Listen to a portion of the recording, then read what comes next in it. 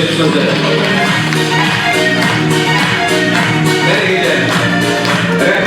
Ал енді біз әдеттен озбай, көп сөйлеп созбай, жүректен қозбай бүгінгі кештің, бүгінгі мерекенің иелерін, себепкерлерін өздерінің сынып жетекшілерімен бірге, яғни мына жекелеп айтар болсақ, Рахманбек ағайымызбенен Әбөзбек ағайларымыз бастап, мына мерекелік дастархан төрінде ол қыздарменен шыққан тұр. Кәнекей орнымыздан көтеріліп, қошемет құрметімізбенен бүгінгі кештің себепкерлерін күтіп алайық ендеше.